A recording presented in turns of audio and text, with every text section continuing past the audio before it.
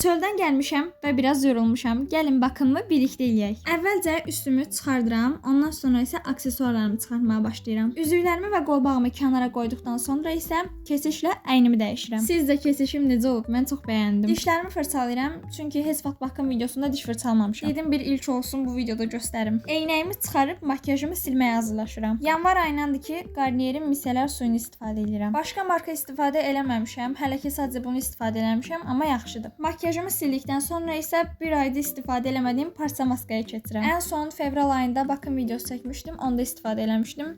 Biraz sonra yenidən istifadə edirəm. Mən əslində belə parça maskalar sevirəm, amma suyu çox olur deyə biraz narahat eləyir. Məncə videodan da anlaşılır. Hələ içində qalanları əlimin üstünə də vururam.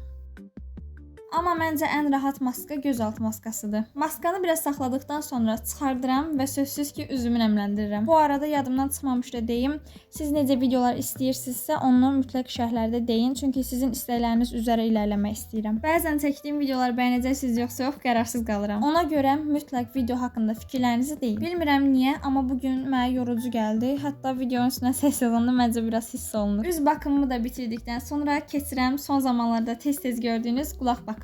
Dünən yeni bir krem aldıq. Bu krem qulağı daha tez sağaldırmış. Zaten qulağımın ağrıları azalıb, toxunmadıqca çox da ağrı hiss eləmirəm. Amma təbii ki də nə olursa olsun kremlərimi vurmağı ehmal eləmirəm. Artıq biraz sıxıldım. Normal sırğa taxmaq istəyirəm. Amma hələ ki almamışam.